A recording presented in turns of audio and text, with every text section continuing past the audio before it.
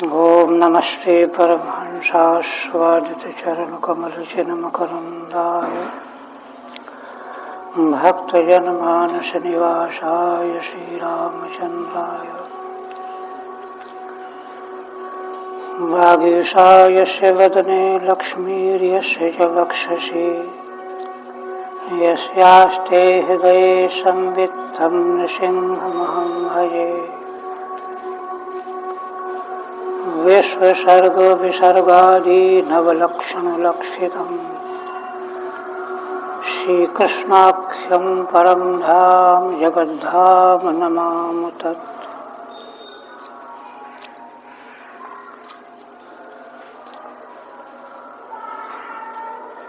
परम आदरणीय यति वृंद, भक्त वृंद एवं श्रोत्र वृंद, श्रीमद् भागवत के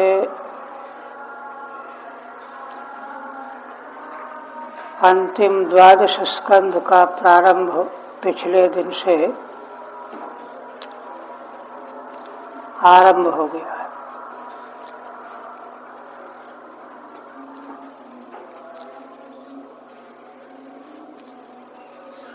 स्कंद के आरंभ में श्रीधर स्वामी ने उपक्रम में बताया कि इस स्कंध में 13 अध्यायों के द्वारा आश्रय तत्व का निरूपण किया गया है।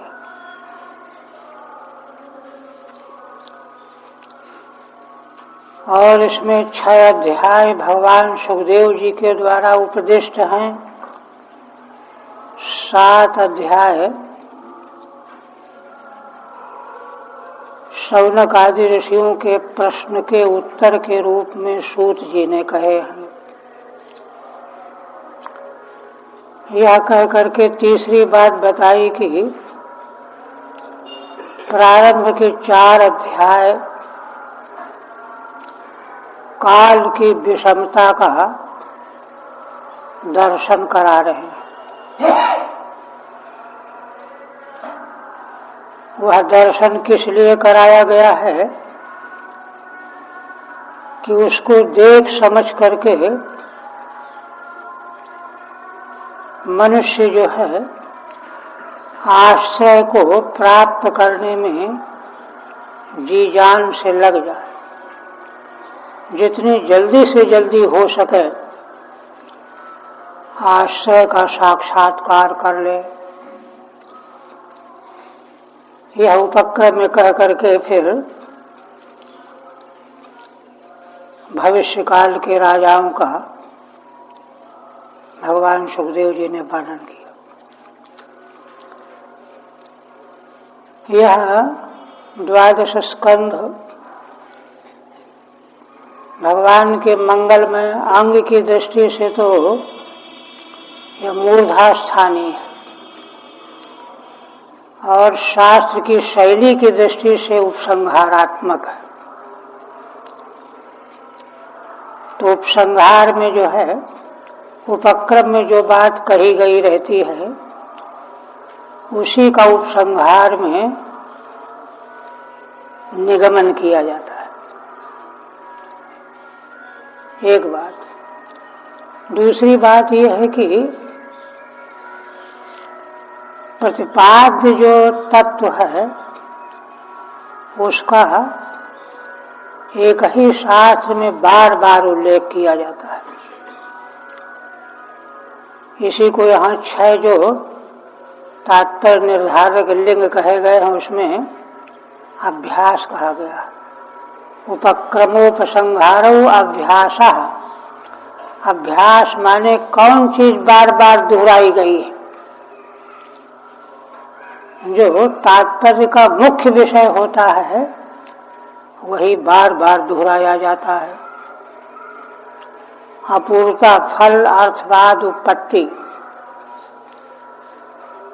तो ऐसी स्थिति में यद्यपि आश्रय का परिचय दूसरे स्कंद के 10वें अध्याय में भगवान सुखदेव जी ने आश्रय की परिभाषा कह दी है। और उसी आश्रय का बार बार अभ्यास भी कराया गया है इस शास्त्र में, और उसी में अब उसका उपसंहार करना है। तो आश्रय के संबंध में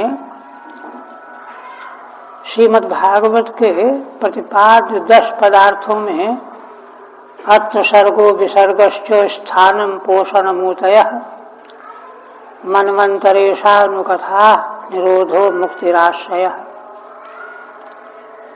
तीसरे स्कंद से लेकर के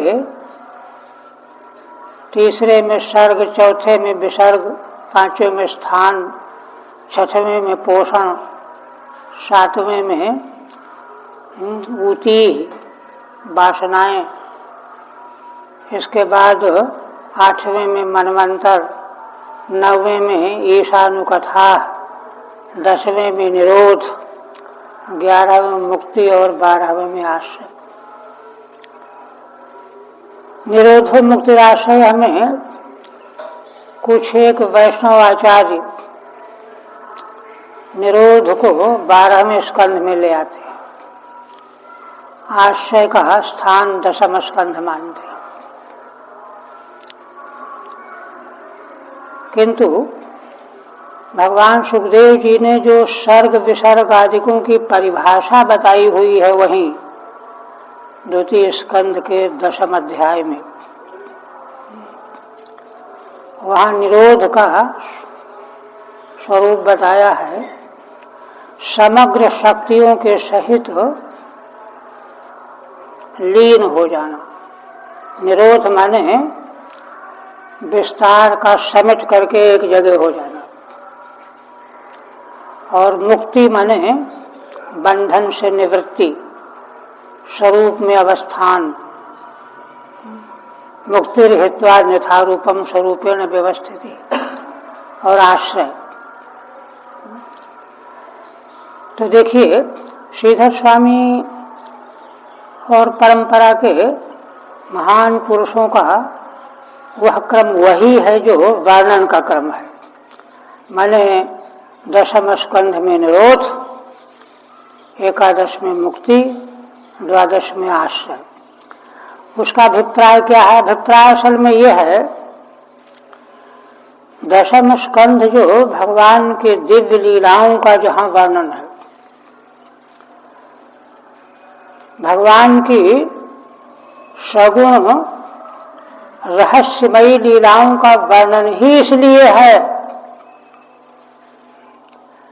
कि जीव जो संसार में के फैलाव में उलझा हुआ है, पड़ा हुआ है, ये लाओ, ये लाओ, ये करो, ये करो, ये इकट्ठा करो, ये इकट्ठा करो, इसको देखो, उसको देखो, इस सबसे जब तक निरुद्ध नहीं कर लेगा अपने को, तो भगवान में डूब नहीं पाएगा। तो भगवान की अवतार लीलाएं जो हैं इसीलिए प्रकट की गई हैं, वर्णन किया गया है ना, कि उनका श्रवण करके ही मनुष्य जो है संसार से उपराम हो जाए, उपेक्षा कर। यही निरोध का वहां पर तात्पर्य लिया गया है। निरोध का अर्थ प्रलय से नहीं है। इसी प्रकार से मुक्ति में बंध मोक्ष का विवेक कराया गया है 11वें स्कंध में।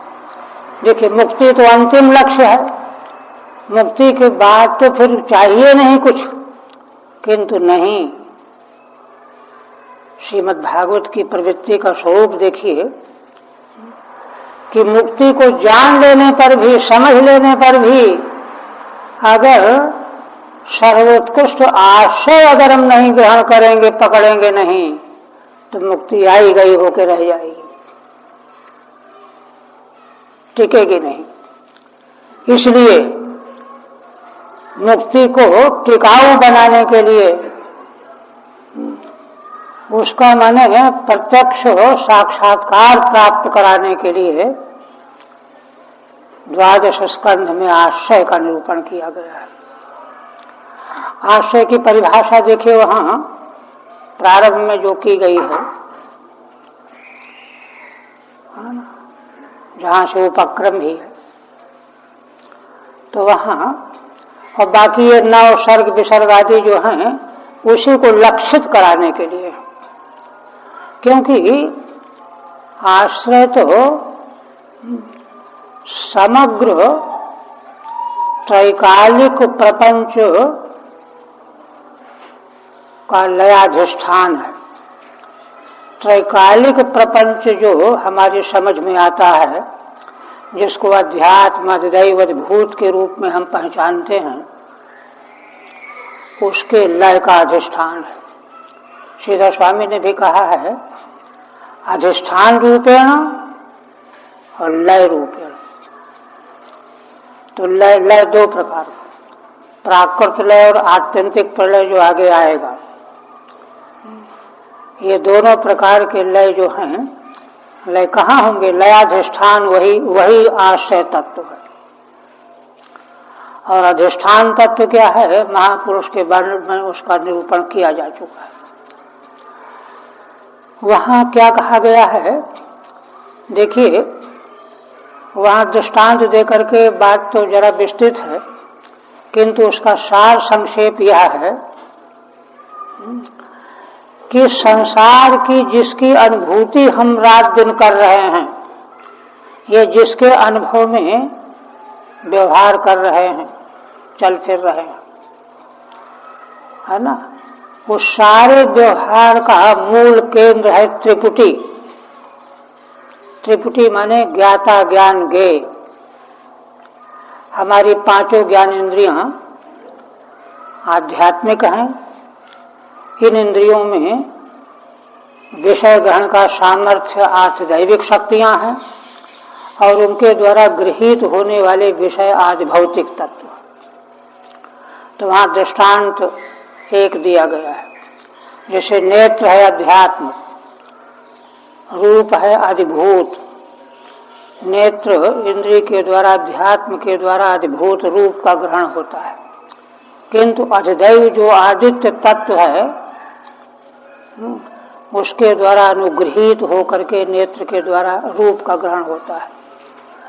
तीनों को वहाँ भगवान सुखदेव जी कहते हैं, इन तीनों की स्थिति क्या है? एकम एक तरा भावे यदा नोपलघामहे। ये तीनों ऐसे आपस में गुथे हुए हैं कि अगर एक का भी अभाव हो जाए तो बाकी दोनों बेकार, उनकी उपलब्धि भी नहीं हो। जैसे यदि नेत्र न हो तो रूप होने पर भी, सूर्य होने पर भी ग्रहण कुछ पता नहीं चलेगा। नेत्र के बिना सूर्य को हम कहाँ देख सकते हैं? रूप को कहाँ देख सकते हैं? ऐसे ही यदि सूर्य न हो, नेत्र हो, रूप भी हो, कुछ नहीं, ग्रहण ही नहीं होगा। सूर्य हो, नेत्र हो, रूप न हो, अधिभूत न हो तो भी व्यर्थ है। नेत्र किसका ग्रहण करेगा? जिसका ग्राहक नेत्र है वो तो है ही नहीं। इसलिए वहाँ भगवान सुखदेव जी कहते हैं इन तीनों का ऐसा अवस्थान है कि एक के अभाव में बाकी वे दोनों भी नहीं की तरह से हो जाते हैं।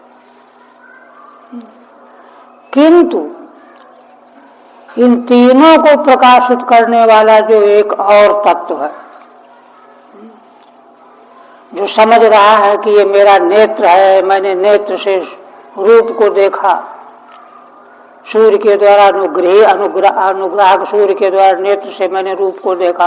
ऐसे पांचों ज्ञानेंद्रियां और चारों अंतःकरण, पांचों कर्मेंद्रियों, 14 कर्णों में 14 देवताओं के अनुग्रह से तत्त विषय व्यापार का ग्रहण होता है। यही सब त्रिपुटी।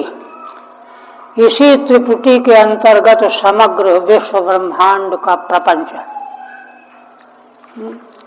किंतु इन तीनों में तो पूरा जो है एक तरह से अन्योन्याश्रय भाव है, किंतु ये तीनों जिस आधार पर प्रतीत होते हैं, जैसे नेत्र को भी जानने वाला, सूर्य को भी जानने वाला, रूप को भी जानने वाला, माने त्रिपुटी के तीनों अवयवों को जानने वाला जो आधार है वही आश्रय है। तृतीयम तत्र यो वेदो साधव सा, है ना, आशय है, स्वाश्रयाशय। हाँ, वही आश्रय माने स्व माने आत्मा का भी आश्रय है और त्रिपुटी का आश्रय है। तो इस प्रकार से आश्रय तत्व जो है वहाँ स्थापित किया गया है। उसी आश्रय में अवस्थान ही मोक्ष है। तो उसमें अवस्थान के लिए 12 स्कंध में उपसंहार किया गया। तो ऐसे इस आशय का विवेचन जो 13वें 12वें स्कंध में है, तो उसी के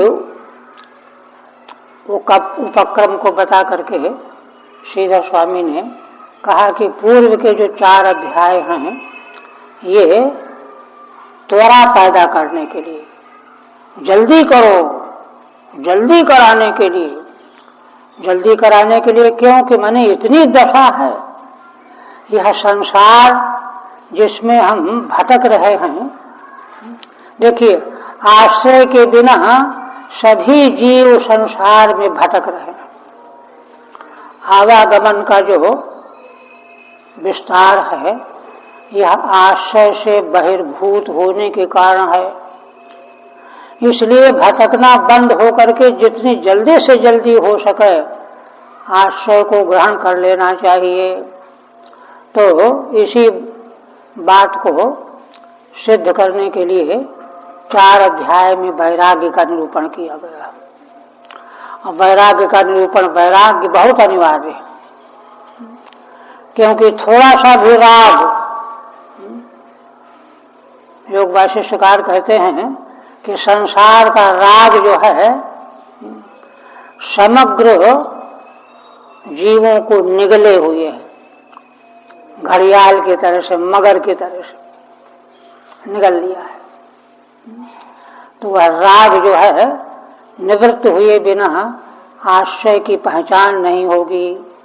इसलिए उसमें यह अनुभव कराने के लिए कि अरे यह तो बड़ा गड़बड़ है, बड़ा दुख रूप है, बहुत असमीचीन है।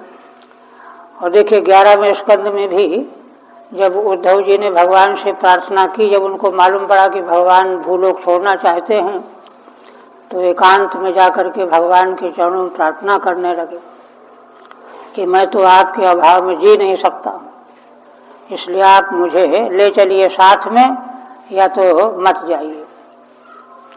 तो भगवान ने कहा कि तुमने जो सोचा है बात तो वही है,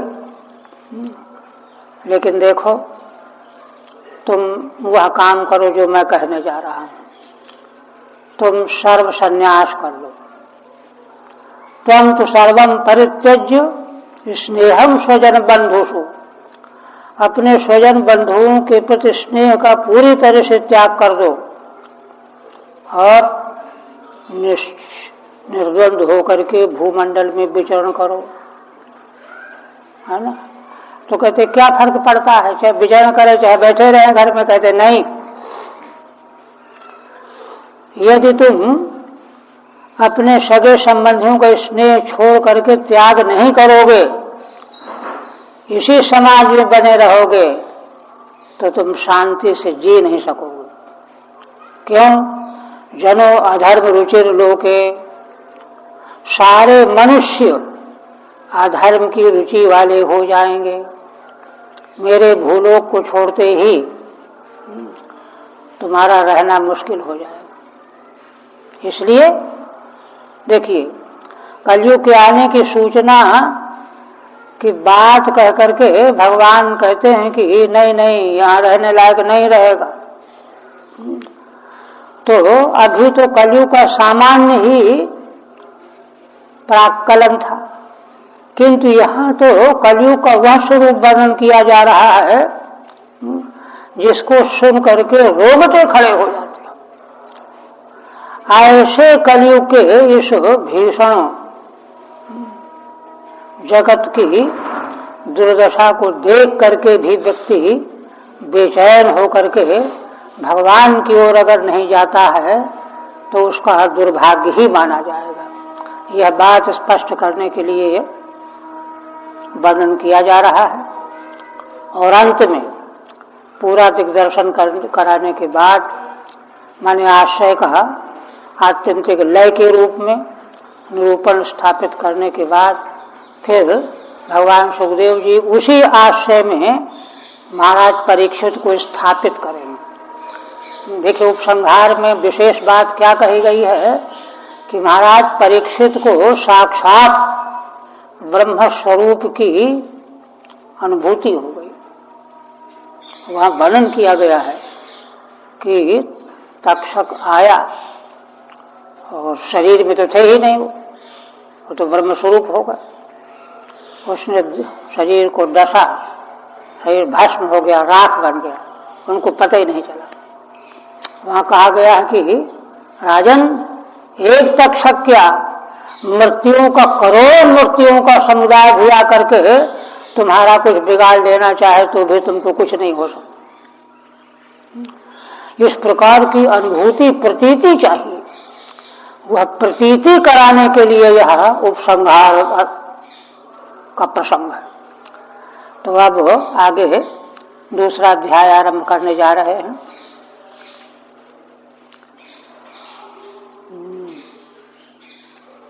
पहले श्रीधर स्वामी कहते हैं, द्वितीये तु कलेर दोष वृद्धौ कल के अवतारतः अधर्मिष्ठे जने नष्टे पुनः कृतयुगागमः।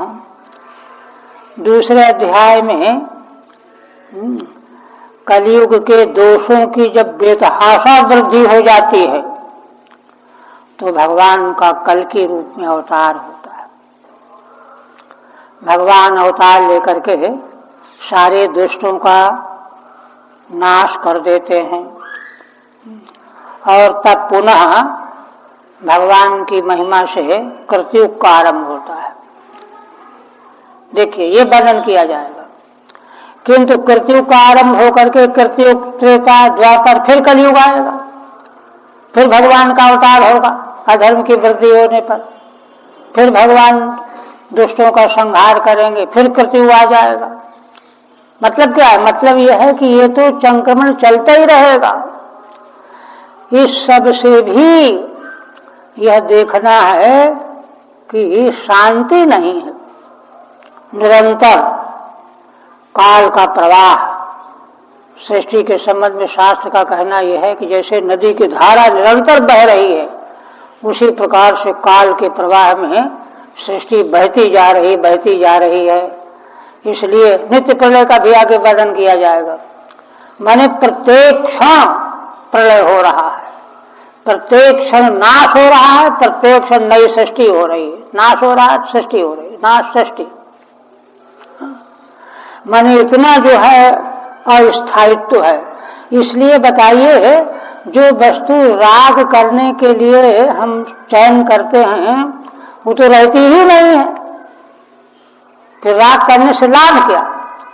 जिसके भी राग कर रहे हैं वो दूसरे क्षण में खत्म, फिर नई वस्तु को पकड़ो, उसके बाद राग करो, फिर वो भी खत्म। इसलिए यहाँ राग करने योग्य कुछ भी नहीं है। यह दृष्टि प्रदान करने के लिए तभी तो ये होगा कि भाई जल्दी करो, जितना देर करोगे उतना विलंब करने से कोई लाभ नहीं होगा। तो यह वर्णन करने जा रहे हैं। मूल में से सुखवाच भगवान सुखदेव जी आगे कहने लगे। पीछे बताया था कि अंत में सारे शासक अधार्मिक, लूटने वाले, प्रजा के धन संपत्ति स्त्रियों का हरण करने वाले, और इस प्रकार से सारी प्रजा भी यही सब करने वाली हो जाएगी। फिर कहते हैं, ततश्चानुदिनं धर्मः सत्यं शौचं क्षमा दया कालेन बलिना राजन्नं सत्यायुर्बलम स्मृति। भगवान सुखदेव जी कहते हैं कि राजन देखो, इस प्रकार से कलयुग जब वृद्धि को प्राप्त हो जाएगा तो अनुदिनम माने रोज रोज धर्म का क्षय होगा। सत्य, शौच, क्षमा, दया, जो धर्म के 4 चरण कहे जाते हैं। और काले न बलिना राजन, कहते हैं कि राजन देखो काल बड़ा बलवान होता है। नक्षत्यायुर बलम स्मृति ही, मनुष्यों की आयु, उनके शरीर का बल, उसकी स्मरण शक्ति, इन सबका नाश हो जाएगा।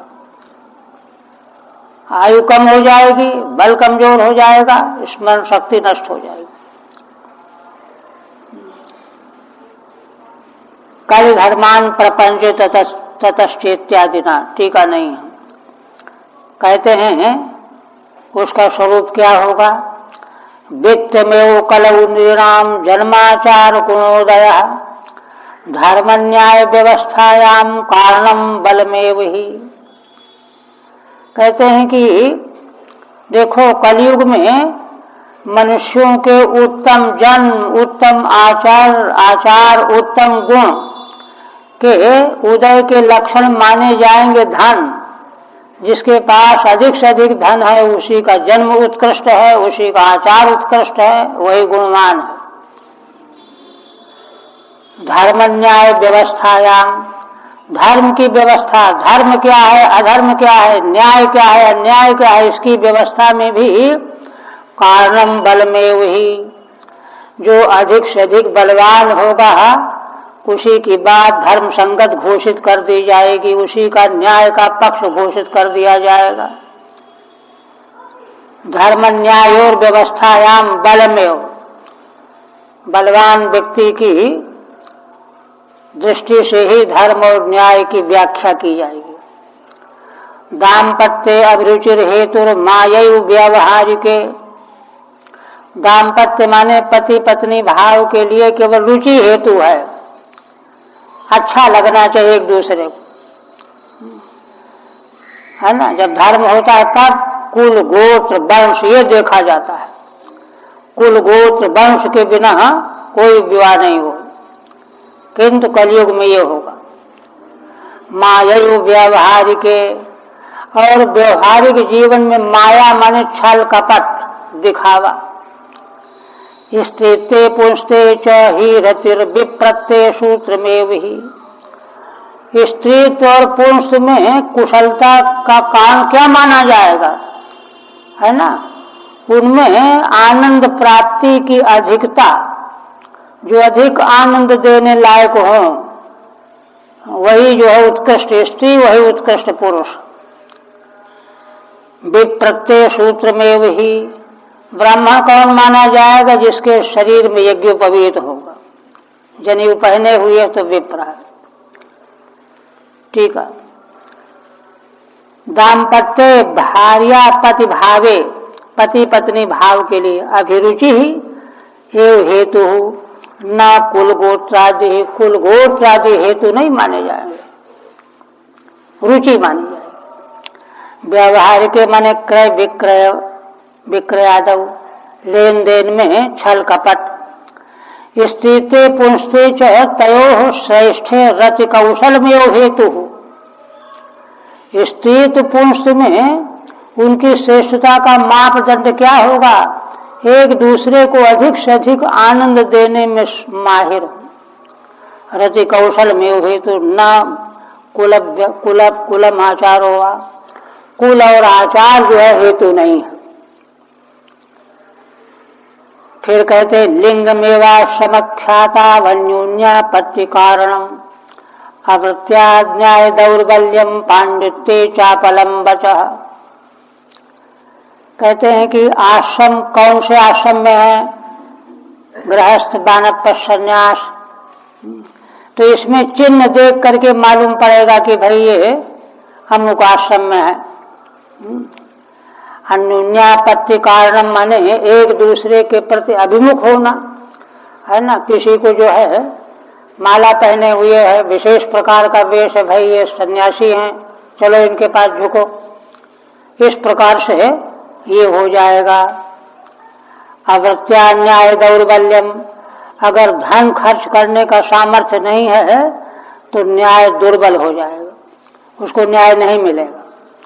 पांडित्य चापलम वचः, और पांडित्य शास्त्र ज्ञानवत्ता, इसमें जो जितनी ज्यादा चपलता से ढिठाई से बोलेगा, जोर जोर से बोलेगा, भाई ये व्यक्ति जो है ज्यादा योग्य है, ऐसा माना जाएगा। टीका आश्रमाणाम ख्यातौ ज्ञाने लिंग में, आश्रम ये कौन से आश्रम में हैं तो उनके चिन्ह देख करके मालूम पड़ जाएगा। दंडाजिनादिकम, कोई दंड लिए हुए हैं, कोई मृगचर्म पहने हुए हैं, तो इससे लगेगा कि ये सन्यासी हैं या ब्रह्मचारी हैं। न तो आचार विशेषा, उनमें आचार विशेष तो कुछ है नहीं कि जिससे उनकी पहचान हो, आचार में तो सब बराबर हैं। अन्योन्यापत्ति कारणम आश्रमाद आश्रमांतर प्राप्त च कारणम, एक आश्रम से दूसरे आश्रम में जाना है तो केवल लिंग धारण कर लो और कोई विशेषता नहीं है। यद्वा बहुदक हंसादि नाम अन्योन्यापत्तौ नमस्कारादि व्यवहारे कारणम, चार प्रकार के बहुदक है ना, कुटीचक बहुदक हंस परम हंस तुरीयातीत अवधूत, ये भेद है। तो इनमें जो है उनके रहनी सहनी को देख करके एक दूसरे को नमस्कार प्रणाम आदि का व्यवहार चलेगा। अवृत्या मुद्रार्पणादि दाना सामर्थ्य न्याय दौर्बल्यम पराजय, है ना, धन अर्पण करने की सामर्थ्य अगर नहीं है तो न्याय दुर्बल हो जाएगा, पराजय हो जाएगी। न्याय संगत होने पर भी तुम जीत नहीं पाओगे। चापलम बचो बहुभाषणम, पांडित्य का लक्षण होगा बहुत ज्यादा बोलना। इसी प्रकार से अनाधितैवा साधुत्वे साधुत्वे दंभ एव तु स्वीकार एव चोदवाहे स्नानमेव प्रसाधनम। अनाध्यता माने निर्धन होना, है ना, धन से रहित होना, वही असाधु माना जाएगा। और साधुत्व का हेतु क्या माना जाएगा? दंभ, दिखावा, आडंबर। स्वीकार एवं चोदवाहे, उद्वा विवाह के लिए केवल स्वीकार कर लो, है ना, वर वधू लड़के लड़कियां स्वीकार करने हो गया। स्नान में प्रसाधनम, और प्रसाधन माने अच्छी तरह से तेल फुले लगा करके, पाउडर वगैरह कंघा करके हो गया स्नान, ये होगा। असाधुत्य चौर्यादि अभियोगे प्रसाधनम, चौर्यादि अभियोग माने यह अगर निर्धन है तो जरूर इसी ने चोरी की है, ये मान लिया जाएगा। प्रसाधनम अलंकार, अलंकार से अलंकृत कर लो, हो गया स्नान। दूरे वार्यनम तीर्थम लावण्यम केशधारणम उदरम भरता स्वार्थ सत्यत्वे धार्ष्टमेव ही। पुनः कहते हैं दूरे वार्यनम, वारी माने जल, अयन माने घर, जलाशय। कोई जलाशय जो दूर होगा उसके पर तीर्थ बुद्धि बनेगी, भाई उस तीर्थ में चलो, पुष्कर चलो, यहाँ चलो, है ना। जबकि माता पिता घर के तीर्थ हैं, माता पिता अतिथि गुरु ये सबसे पहले तीर्थ हैं, किंतु इनको कोई नहीं पूछेगा। दूर जा करके जलाशयों को तीर्थ माना जाएगा। लावण्यम केश धारणम, और अच्छे केश को धारण कर देना यही सौंदर्य माना जाएगा। उदरम भरता स्वार्थ, स्वार्थ माने स्वामने आत्मा का प्रयोजन क्या है? भगवान की प्राप्ति, मोक्ष की प्राप्ति। किंतु कलयुग में क्या होगा? पेट भर लिया तो वही स्वार्थ सिद्धि हो गई, सब कुछ बन गया। सत्यत्वे धार्ष्टमेव ही, और सत्यता का लक्षण क्या माना जाएगा? जो जोर से बोलेगा, धृष्टता पूर्वक प्रतिपादन करेगा तो वह सत्य माना जाएगा। दूरे वर्तमानम वार्यनम जलाशय तीर्थम, दूर जो जलाशय देखा जाएगा वही तीर्थ माना जाएगा। न तो गुरु आदि, माता पिता गुरु आदि को कोई नहीं मानेगा। स्वार्थ है माने पुरुषार्थ, पेट भर लेना ही पुरुषार्थ है ना। गोस्वामी जी कहते हैं माता पिता बालक बुलावे उदर भरे से जतन सिखावे। ऐसा करो कि पेट भर जाए, ये कलयुग की दुर्दशा है। दाक्षम कुटुंब भरणम यशोर्थे धर्म सेवनम एवं प्रजाभिर्दुष्टाभि आकीर्णे क्षिति मंडले। भगवान सुखदेव जी कहते हैं कि दक्षता माने कुशलता। कहते भाई बड़े दूरदर्शी हैं, बड़े होशियार हैं, बड़े कुशल हैं। क्यों? देखो कैसा बढ़िया कुटुंब का पालन कर रहे हैं, भले झूठ बोलते हैं, गड़बड़ करते हैं, लेकिन कुशल माना जाएगा। और धर्म का सेवन किस लिए? यशोर्थे धर्म सेवनम, है ना। अखबारों में नाम छप जाए, लोग नाम ले भाई इन्होंने ये किया, इसलिए धर्म का सेवन हो रहा है।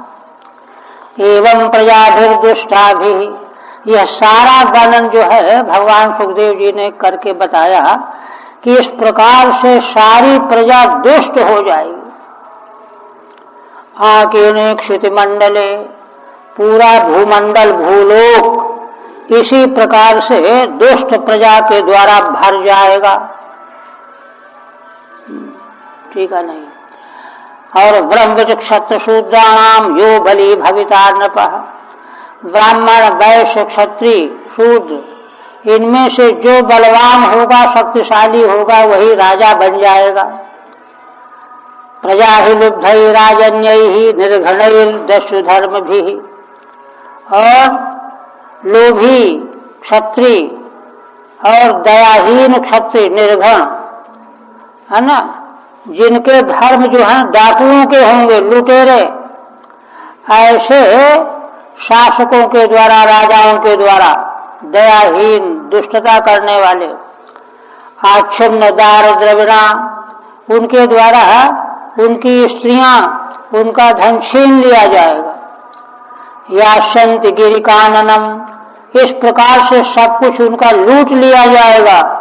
वह प्रजा जो है जंगल और पहाड़ों में चली जाएगी प्राण बचाने के लिए, और वहां जाकर के शाक मूला निषक्षौद्रो फल पुष्पाष्टि भोजना, वहां शाक मूल, आमिष माने मांस, क्षुद्र फल बेर वगैरह, है ना, और फूल, अष्टि माने बीज, इन्हीं का भोजन करके किसी प्रकार से जीवन धारण करेगी।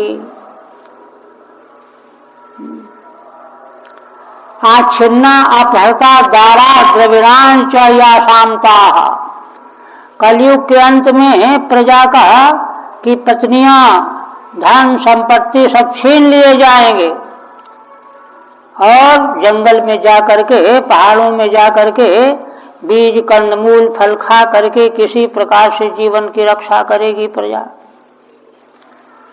अनावृष्ट्या विनश्यन्ति दुर्भिक्ष कर पीड़िता, शीतवातातप प्रापत हिमैरन्योन्नत प्रजा।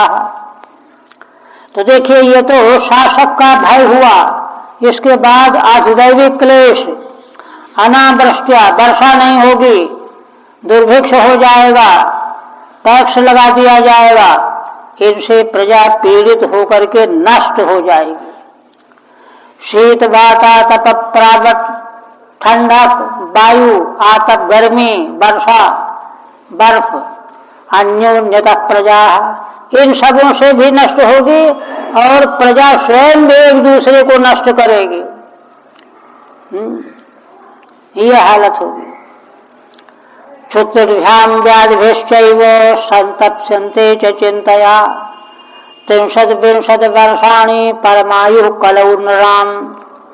फिर कहते हैं कि राजन, भूख, प्यास और व्याधि, है ना, इन तीनों से सारी प्रजा चिंताग्रस्त होकर के संतप्त बनी रहेगी, अहर्निश रात दिन। कलयुग के में अंत में आयु 20 या 30 वर्ष, 63 वर्षाणी परमायु कलौ नृणाम। कलयुग में सबसे बड़ी आयु 20 साल 30 साल की होने लगेगी। अभी तो फिर भी कुछ है। फिर कहते हैं क्षीयमाणेषु देहेषु देहिनाम कलिदोषतः वर्णाश्रमवताम धर्मे नष्टे वेद पथे नृणाम। इस प्रकार से देहधारियों के देह क्षीण हो जाएंगे। कलयुग के इन्हीं ऊपर बताए गए दोषों के प्रभाव से सभी देहधारी प्राणियों के देह कृश हो जाएंगे और वर्णाश्रमवताम धर्मे नष्टे वेद पथे नृणाम, है ना। जो वेद मार्ग है मनुष्यों के लिए, जो वैदिक मार्ग है, जो वर्णाश्रम वालों का जो धर्म है, वह पूरी तरह से नष्ट हो जाएगा। ठीक है। क्षीयमाणेषु इत्यादि नाम इत्थम कलौ गत प्राय इति पंचमे नान्वयः, है ना। 5 श्लोकों का एक साथ अन्वय करने जा रहे हैं।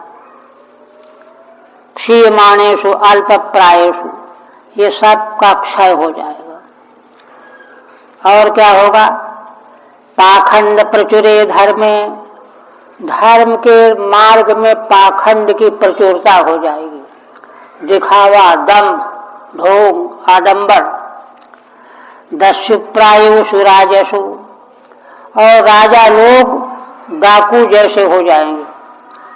शौर्यान्वित वृथा हिंसा नाना वृत्तिषु वैन्यषु। तीसरी बात क्या होगी? सारे मनुष्य चोरी, झूठ, वृथा दूसरे की हत्या और इन्हीं सब क्रियाकलापों के द्वारा अपना जीवन यापन करने लगेंगे। दस्यु प्रायेषु माने चौर तुल्येषु, चोरी करने जैसे क्रिया होंगे। चौर्यान्वित वृथा हिंसाया हिंसाद्या नाना व्रते शांतेषु। कलयुग के अंत में मनुष्यों की चोरी, झूठ, वृथा हत्या करना, इसी प्रकार से नाना प्रकार के व्यवहार होंगे। शूद्र प्रायेषु वर्णेषु छाग प्रायासु धेनुषु गृह प्रायेष्वाश्रमेषु यौन प्रायेषु बंधुषु। चारों वर्ण शूद्र प्राय हो जाएंगे। कर्म रहित होने पर शूद्र प्राय हो जाएंगे। छाग प्रायासु धेनुषु, गौएं जो हैं बकरियों की तरह से दूध देने वाली हो जाएंगी, थोड़ा थोड़ा दूध देंगी। गृह प्रायेषु आश्रमेषु, संतों के आश्रम घर जैसे हो जाएंगे। यौन प्रायेषु बंधुषु, बंधु बांधव उसी को माना जाएगा जहाँ पर वैवाहिक संबंध होगा और कोई नहीं है, ऐसा हो जाए। वही कहते हैं छाग प्रायासु प्रमाणतः क्षीरतश्चाजातुल्यासु, माने शरीर की बनावट में और दूध में बकरियों की तरह गायें हो जाएंगी। इसी प्रकार से अणुप्रायासु सधीषु समीप्रायसु स्थाश्मुषु विद्युत प्रायसु मेघेशु शून्य प्रायसु सदमसु। औषधियां जो है अणु की तरह से हो जाएंगी, बारीक। स्थाश्मुषु समी प्रायसु, जो बड़े बड़े फल देने वाले वृक्ष हैं वो समी की तरह से हो जाएंगे। विद्युत प्रायसु मेघेशु, आकाश में बादल में केवल बिजली चमकेगी, पानी नहीं गिरेगा। शून्य प्रायसु सदमसु, और प्रजा के घर जो है शून्य प्राय हो जाएंगे। क्यों? वहाँ न कोई पाठ पूजा है, न आराधन है, न तिथि सत्कार है, न गुरुओं की पूजा है, इसलिए वे सब धर्म के मार्ग से शून्य जैसे हो जाएंगे। अणुप्रायासु माने श्यामाक तुल्यासु, श्यामाक एक छोटी औषधि है, उसके तुल्य हो जाएंगे। स्थाश्मुष माने वृक्षेश, वृक्ष जो हैं बिल्कुल छोटे हो जाएंगे, शमी की तरह। विद्युत प्रायसु तदित बहुलोषु, बादलों में केवल बिजली बहुत चमकेगी, वर्षा नहीं होगी। शून्य प्रायसु धर्मादिरहितेषु सद्मसु गृहेषु, प्रजा के घर शून्य प्राय हो जाएंगे, क्योंकि धर्म कर्म वहां बिल्कुल बंद हो जाएगा। इत्थम कलौ गत प्राय जने तो खर धर्मिणी। देखिए यह सब वर्णन करके यह सब क्या है, कहते हैं कि राजन, इस प्रकार से कलयुग में सारा जन समुदाय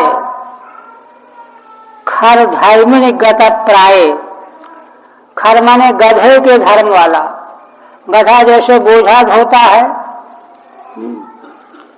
और खाता है जो दे दिया जाता है, इसी प्रकार से कलयुग में सारे लोग घर गृहस्थी का बोझा ढो गधे की तरह से, काम करो रोटी खाओ, रोटी मिले तो खाओ, नहीं तो काम तो करना ही है ना। धर्मत्याय सत्येन भगवान अवतरिष्यति। तब इस प्रकार की स्थिति आने पर धर्म की रक्षा करने के लिए श्री भगवान सत्य के द्वारा अवतार लेंगे।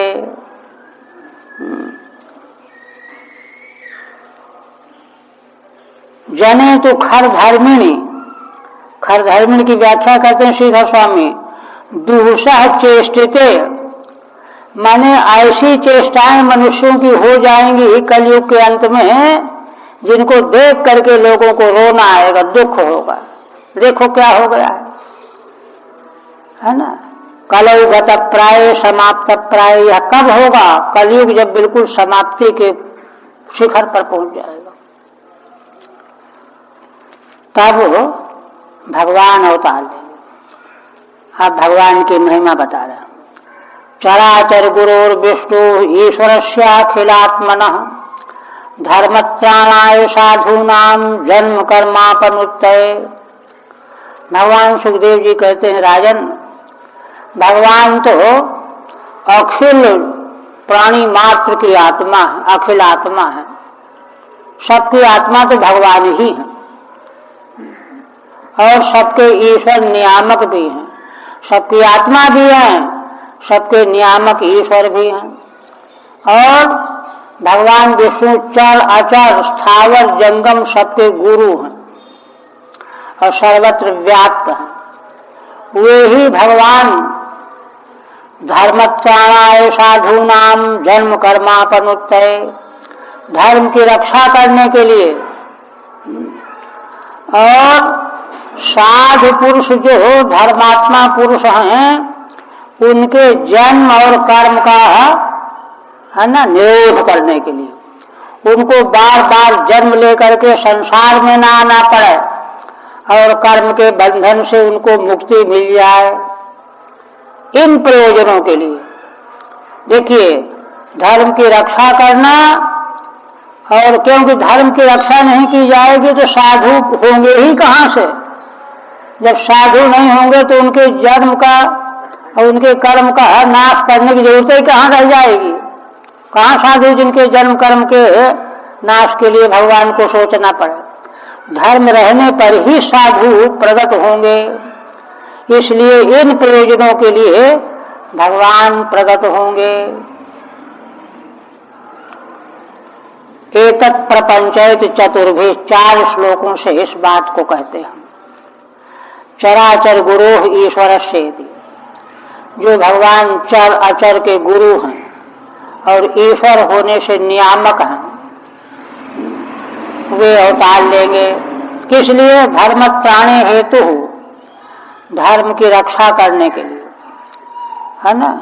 गुरुत्वेश्वर त्रयोः उपादानम अखिलस्य विश्वस्यात्मनः कारणस्येति, माने क्योंकि भगवान गुरु भी हैं और ईश्वर भी हैं, इसलिए धर्म की रक्षा करने का जिम्मेदारी उन्हीं की है, जो गुरु है, जो ईश्वर है। दूसरा क्या करेगा?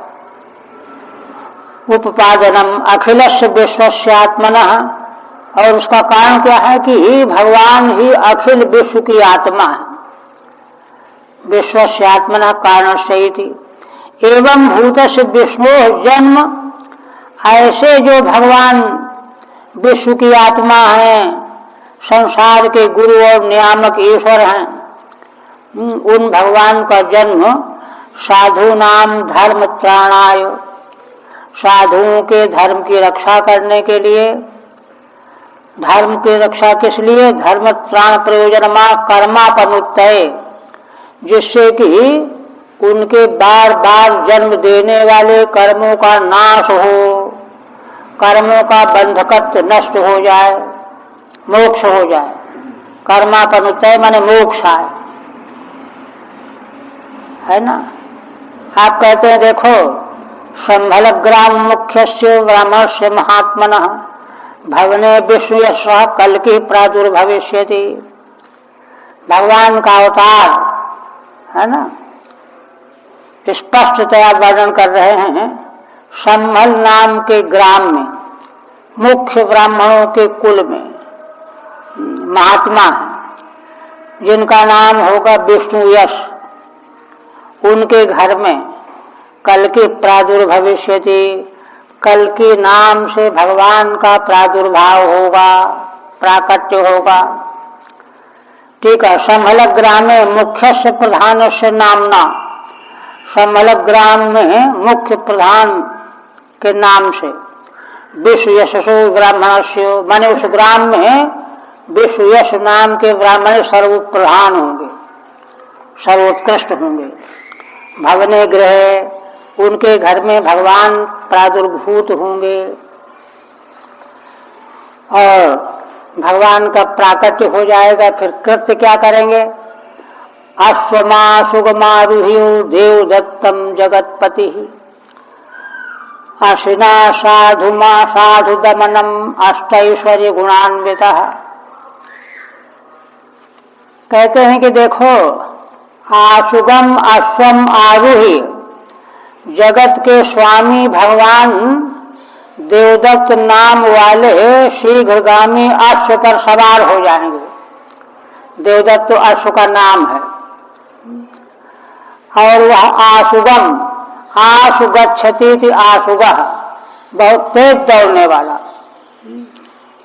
है ना, वायुयान की गति से दौड़ने वाला आगे, और उस पर भगवान सवार होकर के असिना असाधु दमनम, तलवार लेकर के असाधु दुष्टों का दमन करेंगे अकेले।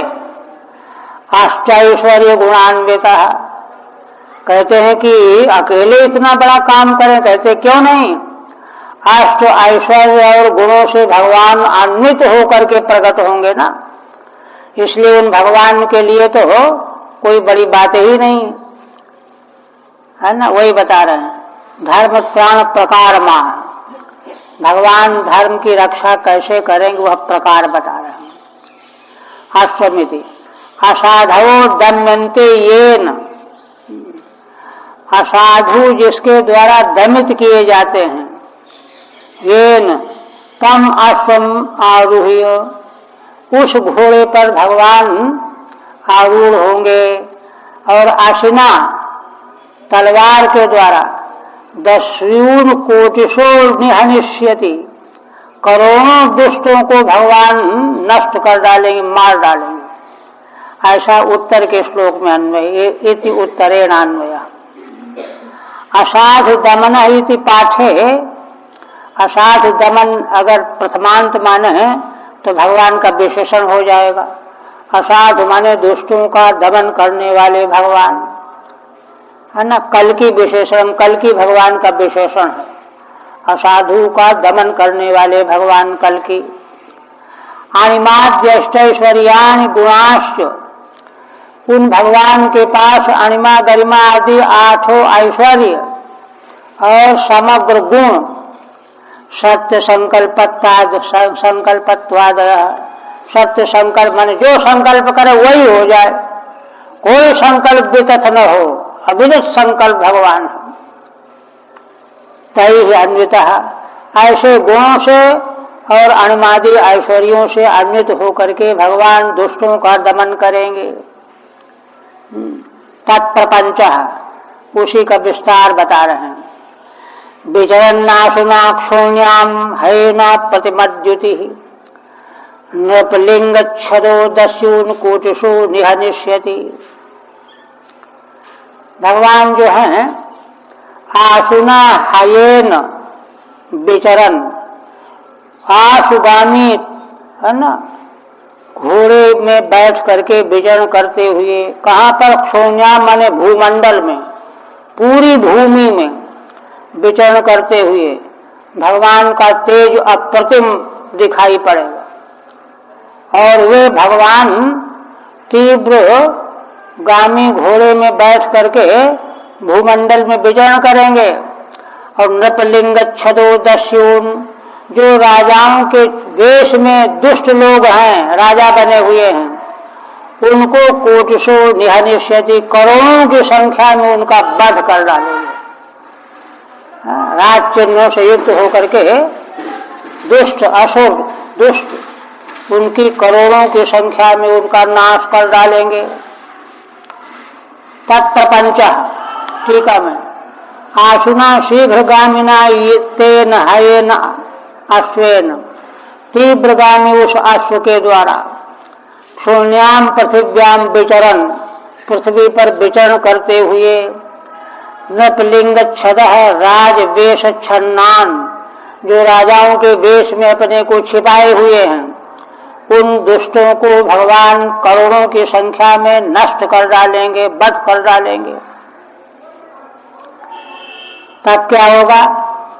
अथ तेषां भविष्यन्ति मनांसि विशदानि वै, वासुदेवांगरागाति पुण्य गंधानिलस्पृशाम्, पौर्जान पदानाम वै हतेष्वखिल दस्युषु। कहते हैं कि जैसे करोड़ों दुष्टों का भगवान जब वध कर देंगे, तो जो बची हुई प्रजा है, तेषां भविष्यन्ति मनांसि विशदानि वै, तब उनके मन जो हैं विशद हो जाएंगे, पवित्र हो जाएंगे। एक तो ये है ना, दस्युओं का नाश देख करके सबके मन में पवित्रता आ जाएगी। भाई देखो, पाप करने का ये परिणाम होता है, पाप नहीं करना चाहिए। एक दूसरी बात और, वासुदेवांगरागाति पुण्य गंधानिलस्पृशाम्, श्री भगवान जब अश्व पर आरूढ़ होकर के चारों ओर पृथ्वी में संक्रमण करेंगे, तो भगवान के मंगलमय अंग में जो अंगराग लगा है दिव्य, उसका स्पर्श करके वायु चारों ओर दौड़ेगी, और उस वायु से सारी प्रजा को भगवान के मंगलमय अंग में लगा हुआ अंगराग की गंध मिल जाएगी, छू जाएगी। बस उसका स्पर्श होते ही वे महान बन जाएंगे।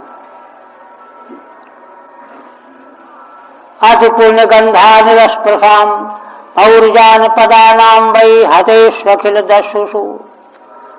कहते हैं जब सारे दस्यु दुष्ट एक भी नहीं रहने पाएगा, नष्ट हो जाएंगे, तो बाकी जो प्रजा के लोग हैं, पूर्व के जनपदों के, शहरों के, उन सबों के शरीर में भगवान के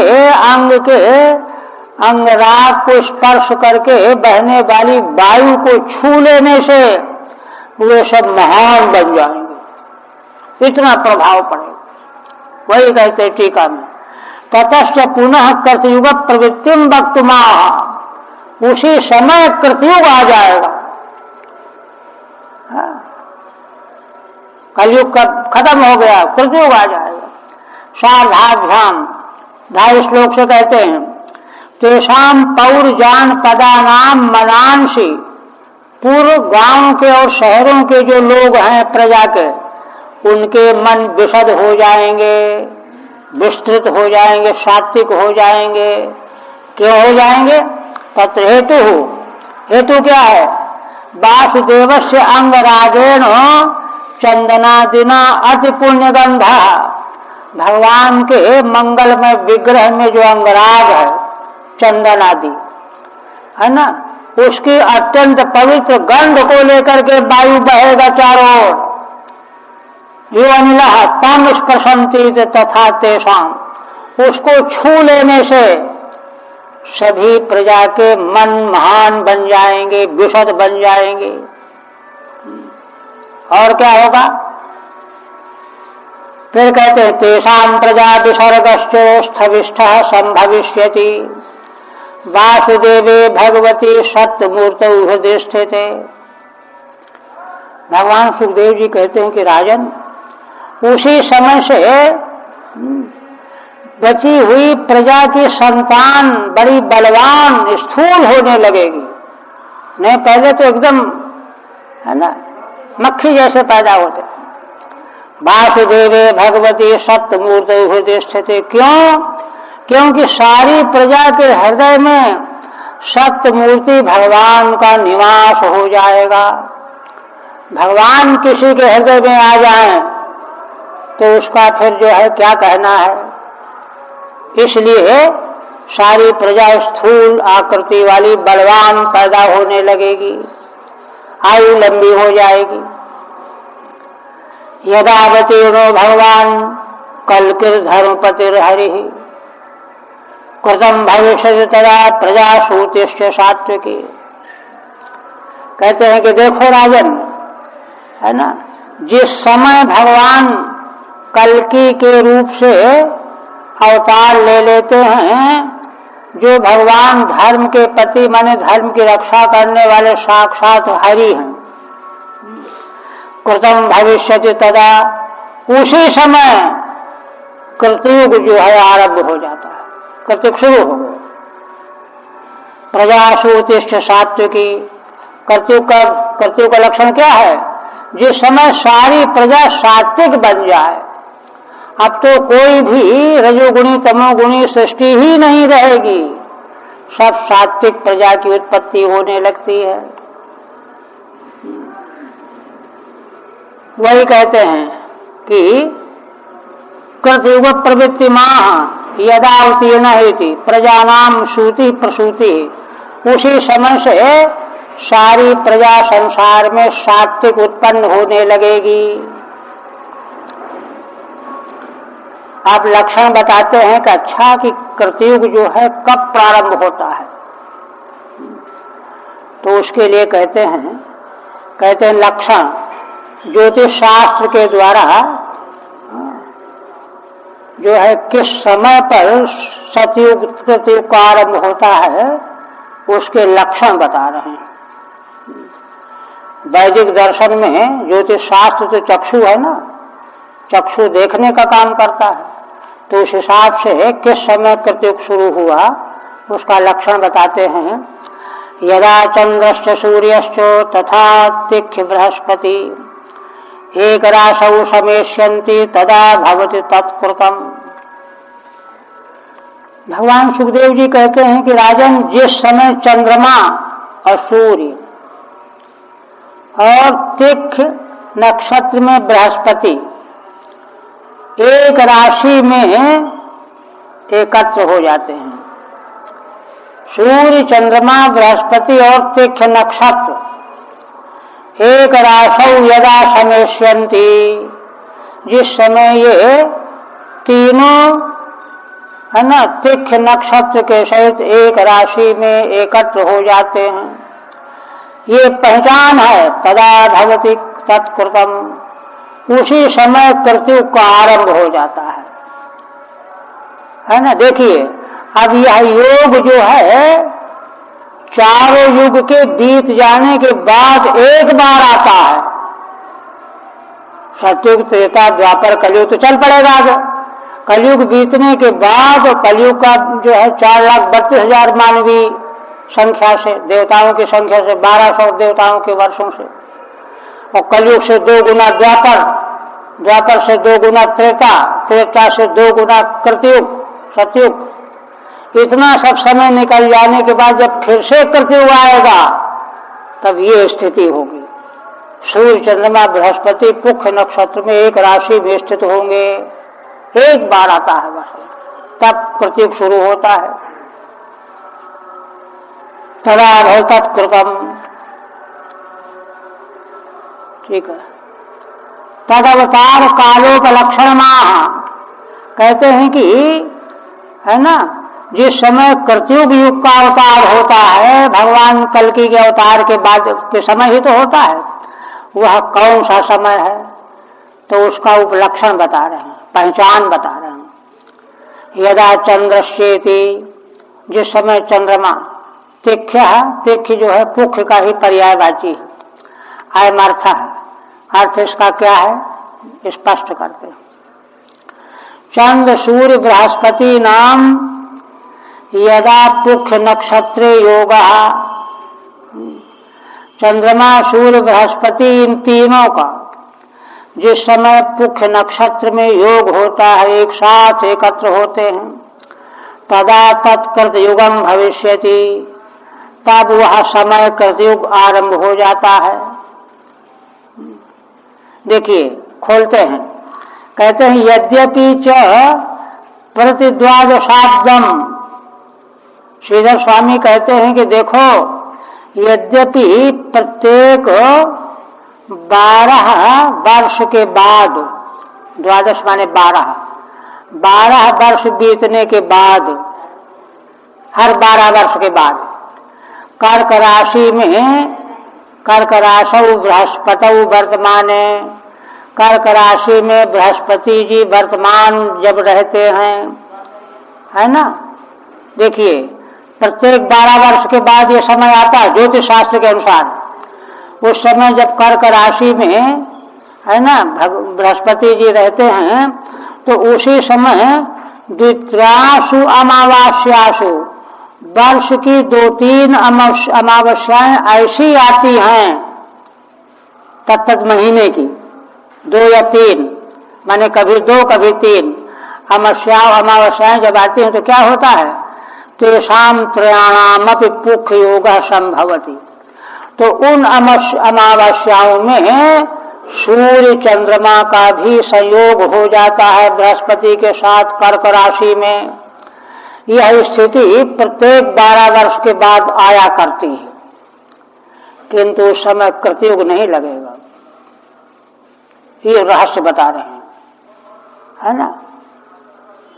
तेषाम त्रयाणाम अभी पुख्य योग संभवति, पुख्य योग आ जाता है, तथापि तेषाम सह प्रवेशो अत्र विवक्षिता, किंतु यहाँ जो भगवान सुखदेव जी कह रहे हैं कृतयुग के आरंभ का समय, तो उसमें वे यह कह रहे हैं कि तीनों एक साथ प्रविष्ट हों, ये भी आ गए, वो भी आ गए, वो भी आ गए। और वहाँ क्या यहाँ तो इन्होंने बताया कि कर्क राशि में बृहस्पति पहले आ गए, फिर 2-3 अमावस्याओं में ऐसा योग आता है कि सूर्य भी आ जाते हैं, चंद्रमा भी आ जाते हैं। ये तो कम सहाना हुआ, ऐसा नहीं।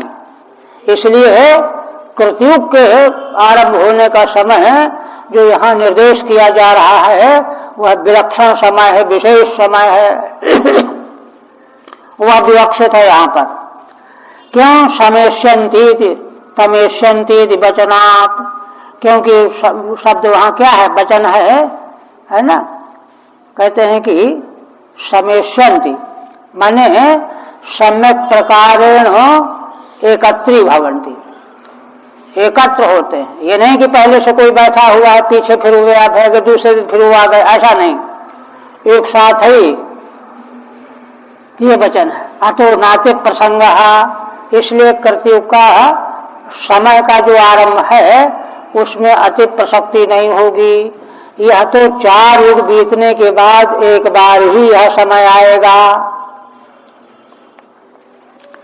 यह कहने के बाद अब कहते हैं देखो राजन, ये अतीता वर्तमाना ये भविष्यन्ति च पार्थिवा, ते उद्देश्यतः प्रोक्ता वंशीया सोम सूर्ययोः। पीछे से जो नवम स्कंध में वर्णन किया था, यहाँ दूसरे पहले अध्याय में किया है। कहते देखो अतीत, जो वर्तमान और जो भविष्य काल के जो राजा, उनका हमने संक्षेप में सोम माने चंद्रवंश और सूर्यवंश, चंद्रवंश सूर्यवंश के वंश में उत्पन्न होने वाले, पीछे के उत्पन्न होने वाले राजा, वर्तमान में जो चल रहे हैं वे, आगे जो होंगे वे, तीनों का हमने संक्षेप में तुम्हारे सामने वर्णन कर दिया। आप कहते हैं एवं नवम स्कंध आरभ्य, टीका में कहते हैं नवम स्कंध को आरंभ करके अनुक्रांतम वैवस्वत मनोर वंशद्वयम, वैवस्वत मनु के वंश का जब आरंभ किया तो दोनों वंश, सूर्य वंश और चंद्र वंश, वंशद्वयम निगमयति, उनका निगमन कर रहे हैं, समीक्षण। ये अतीता इति, उद्देश्यतः माने संक्षेपतः, संक्षेप में हमने दोनों वंशों के मुख्य मुख्य राजाओं का, भूत भविष्य वर्तमान के राजाओं का उल्लेख कर दिया। फिर कहते हैं देखो, आरभ्य भवतो जन्म यावन नंदाभिषेचनम एतद वर्षसहस्रम तु शतम पंचदशोत्तरम, है ना। आपका जन्म जब हुआ था उत्तरा के गर्भ से, है ना, वहां से लेकर के जब नंद का अभिषेक होगा आगे भविष्य में कलयुग में, तो इतने समय में एतद वर्षसहस्रम तु शतम पंचादशोत्तरम, 1115 वर्ष का समय निकल जाएगा, ये कह रहे हैं। टीका में कहते हैं कलयुगावांतर विशेषम वक्तुमाह, यह कथन क्यों कर रहे हैं? कलयुग के आवांतर विशेष का कथन करना चाहते हैं। इसका मतलब क्या है? असल में कलयुग का प्रवेश कब हुआ, उसकी वृद्धि कब से शुरू हुई, वो पूरे अपने उसमें कब आया वेग में, फिर उसका नाश कब हुआ। ये जो अवांतर विशेषताएं हैं, इसको बताने के लिए वे इन राजाओं का उल्लेख करने लगे। आरभ्य इत्यादिना वर्ष सहस्रम पंचदशोत्तरम शतम चैति, है ना, 1015 ऊपर 100 माने 1115 वर्ष।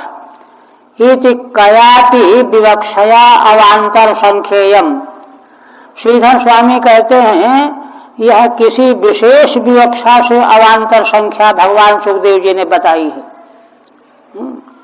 वस्तुतः ऐसा नहीं है। वस्तुतस्तु परीक्षित जन्मयो नंदयो अंतरम, वास्तव में क्या है, परीक्षित महाराज का जब जन्म हुआ था और आगे नंद का जब जन्म होगा, द्वाभ्याम न्यूनम वर्षाणाम 6000 भवति, तो इन दोनों के बीच में 1500 वर्ष का समय चाहिए। 6000 है ना, 300-400 वर्ष कम पड़ गए ना। क्यों कहते, क्यों 1500 वर्ष क्यों चाहिए? कहते देखो, यतः परीक्षित समकालम मागधम मार्जारी आरभ्य, यही पीछे वर्णन आया है। परीक्षित के समकाल में मगध वंश के मार्जारी से लेकर के रिपुंजय पर्यंत 20 राजाओं का वर्णन किया गया है। 20 राजानः सहस्र संवत्सरम भोक्ष्यन्ति उक्तम नवम स्कंधे, 1000 वर्ष तक जो है ये राज्य करेंगे, यह नवम स्कंध में कहा गया है। वचन दे रहे हैं, ये बारहद्रथ भूपाला भाद्या सहस्रवत्सरम, जो बृहद्रथ वंश के राजा होंगे वे 1000 वर्ष तक शासन करेंगे। 1000 तो ये हो गया, देखिए गिनते चलो। तथा परम पंच प्रद्योतना, इसके बाद 5 प्रद्योतन राजा होंगे, वे कितने दिन रहेंगे? 830 शतम, है ना, वे होंगे 138 वर्ष, 138 वर्ष, है ना। 1000 के बाद 138 ये हो गया।